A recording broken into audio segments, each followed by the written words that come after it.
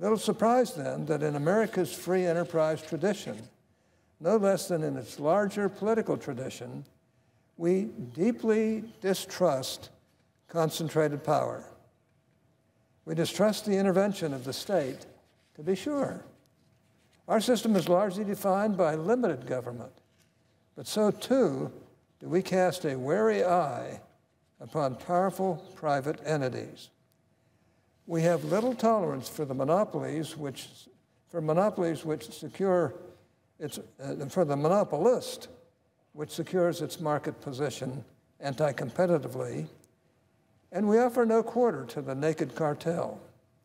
In other words, we no sooner trust concentrated private power than concentrated public power to dictate the direction of our economy. And that right there, Mr. President, that is why we turn to antitrust.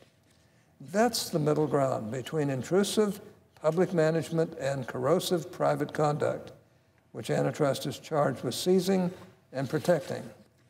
For we know our markets will never fulfill their promise unless they remain free and competitive, and we know they won't long remain free or competitive without a sound competition policy holding that center ground.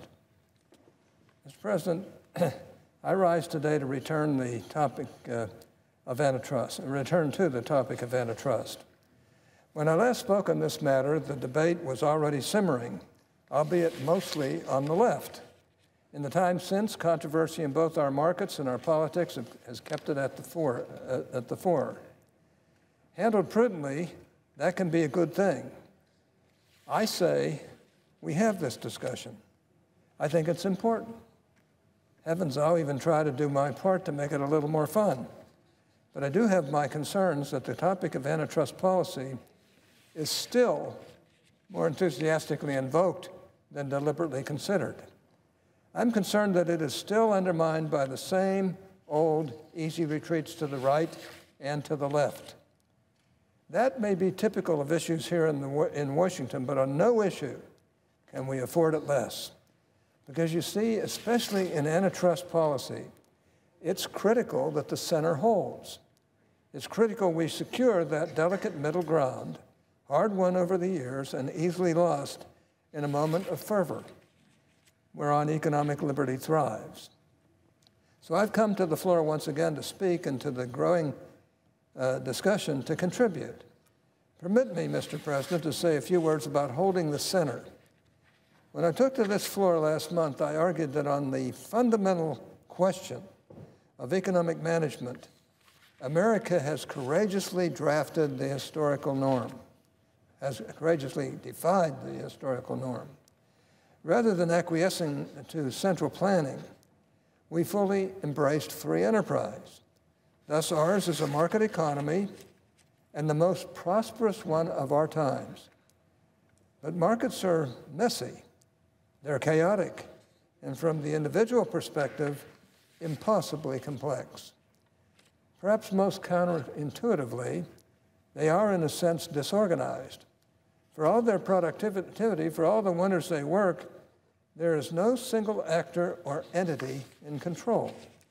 The miracle arises all on its own through an order spontaneously coordinated by price and balanced by the efforts of millions. Little surprise, then, that in America's free enterprise tradition, no less than in its larger political tradition, we deeply distrust concentrated power. We distrust the intervention of the state, to be sure.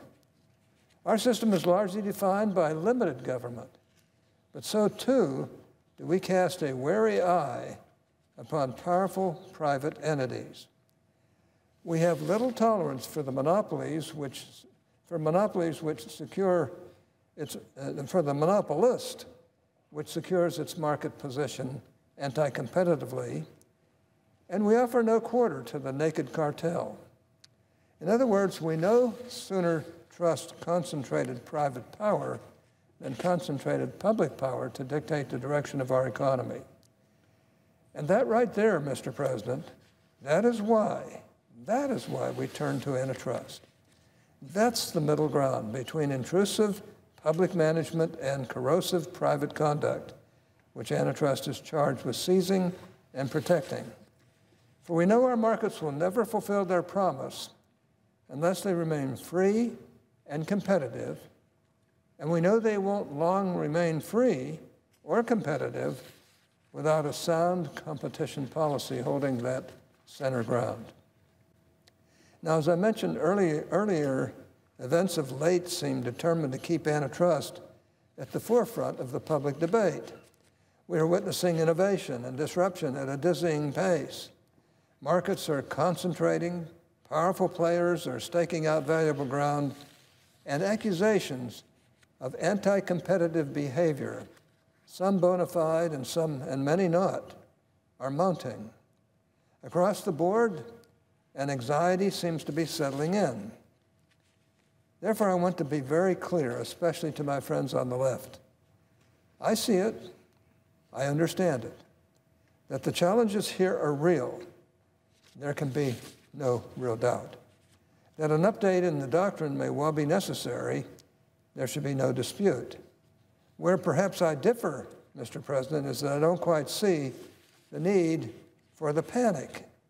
I think American antitrust is up to this challenge.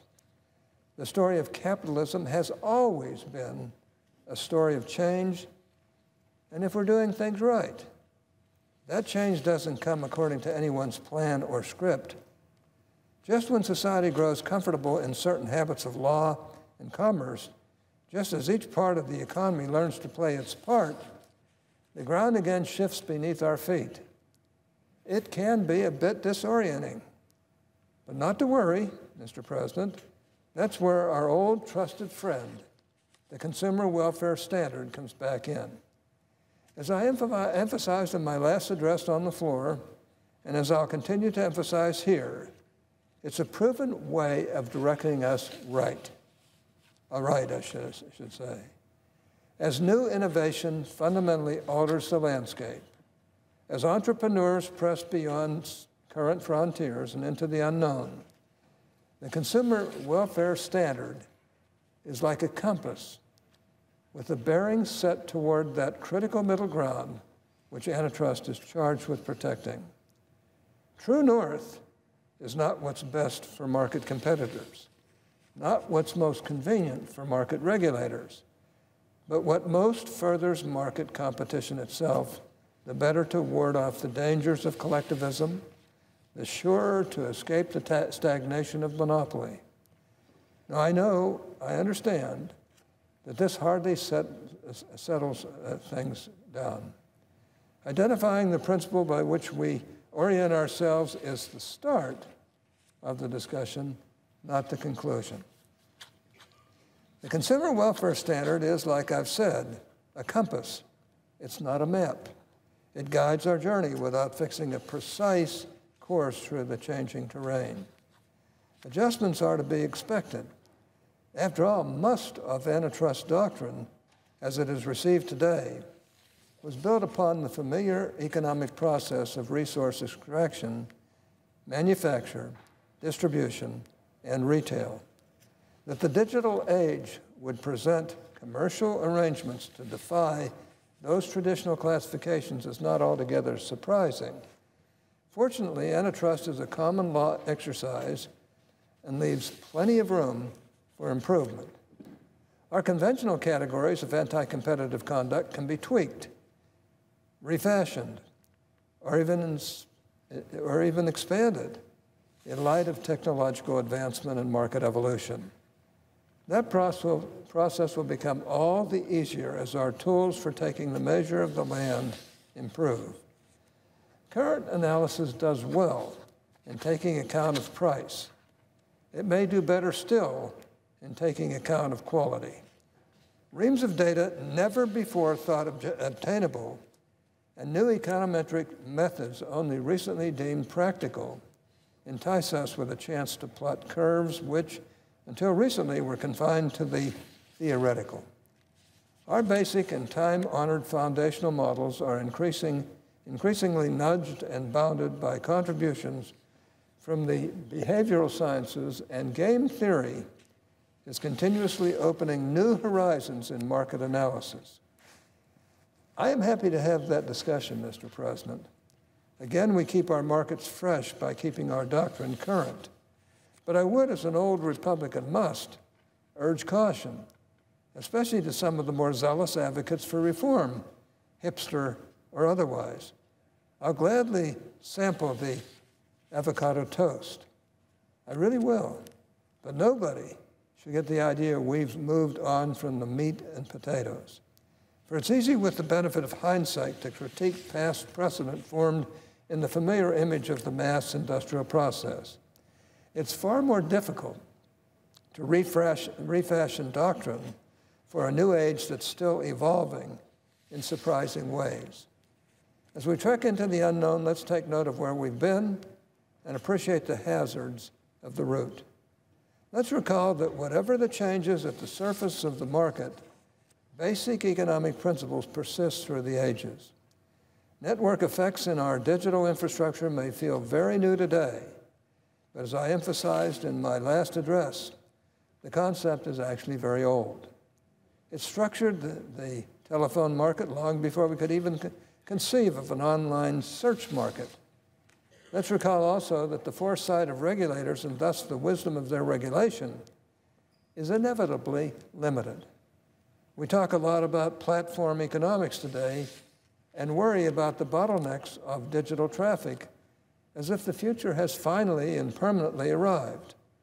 But with the rate of innovation these days, there's no telling whether the essential facilities of today will prove all that essential tomorrow. We can do a little more than guess at what form exclusive dealing or foreclosure may take in markets yet unseen. Excuse me. Let's recall that markets often correct themselves. As more than a few formerly invincible corporate titans can attest, free enterprise offers few opportunities for eternal life. And when regulators do step in, doctrine still tends to lag behind the market. Thus, the powers we grant government now will likely survive into a future that's not yet defined. Finally, before we rush to grant enforcement officials a broad mandate with an ill-defined objective to do something, let's recall that regulation can hurt as much as it can help. As we've seen in some attempts at rate regulation, the regime meant to restrain the biggest players may very well, with the passage of time, become the preferred tool for excluding new entrants. Merger analysis sometimes does more for rivals than for consumers. And as we've learned in nearly every form of intervention, a medicine which creates too much unpredictability and upsets too many investment-backed expectations may well prove worse than the disease itself. In the end, like I said, I think we're up to this challenge.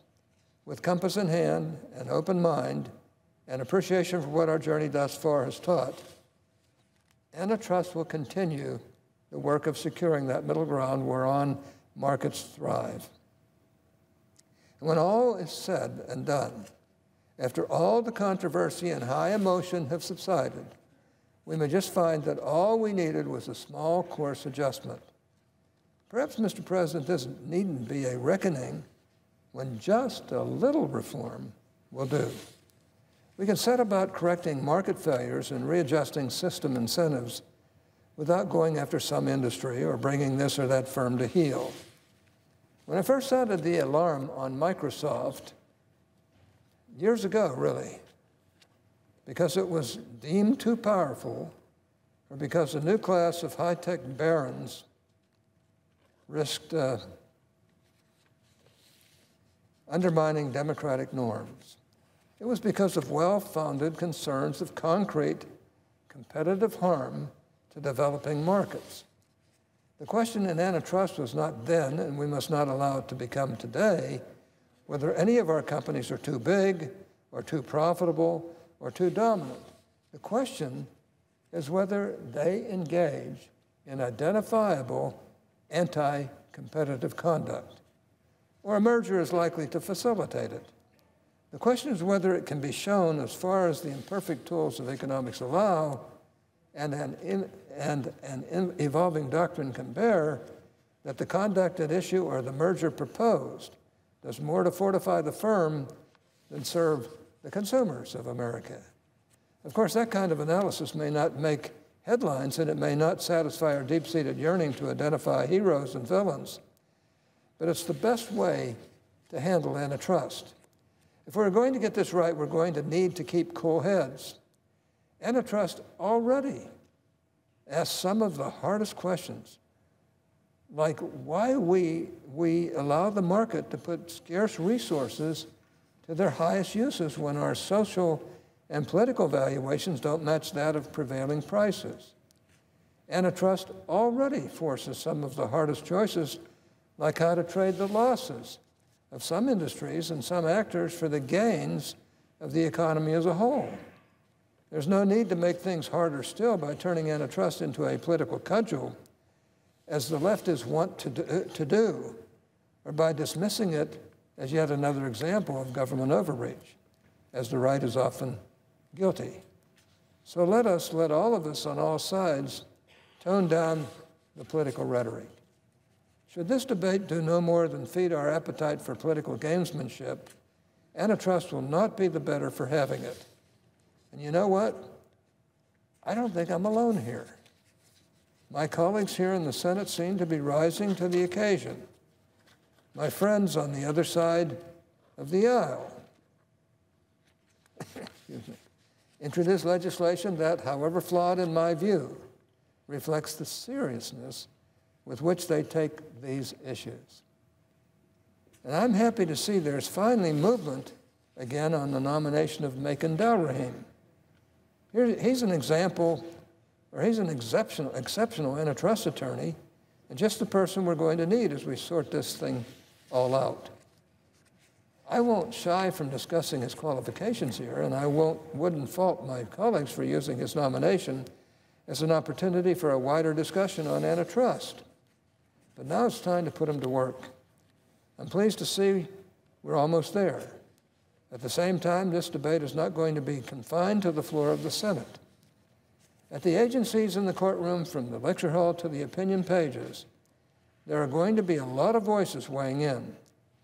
Most, we can hope, will be helpful. And we can resolve, all we can resolve will be heard, I hope. And so I want to applaud those on the left jumping into this debate, and I wish the best of luck to the New Open Markets Institute. I had a little fun with the hipsters last time around, and they took it in good stride. I'm now told some prefer the title New Brandeis School. I think that's fitting, just as Brandeis was a bit of a hipster in his time. I should know. I was basically a contemporary of his. Further, I want to acknowledge the efforts of private litigants and policy advocates pressing their case in courts here and in Europe. They've been working tirelessly to make a data-driven case that speaks directly to consumer harm. They play an important role, and the doctrine is better for their efforts, however their cases turn out. Finally, I want to implore my fellow conservatives, continue joining in on this debate. Keep investing in antitrust. Embrace it as an area of the law in which we speak to the power of the markets by speaking to the importance of sound regulation. Make the case that, like property or contract or commercial law, antitrust is that rare species of government regulation which opens doors rather than slamming them shut.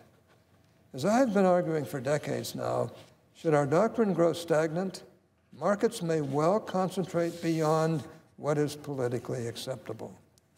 Calls for excessive government intervention will only increase, and the yoke of the regulator could soon be our portion. And with that, Mr. President, I'll close right where I began. As this debate proceeds, it falls to all of us to do our part in getting this right. The challenges presented by our evolving markets are real, but we are not the first to break new ground, And will we be the last to worry that the new ground broken sits far removed from competition's precious center? One way or another, we've made it before. I trust we can make it again. Mr. President, I suggest the absence of a quorum. Or I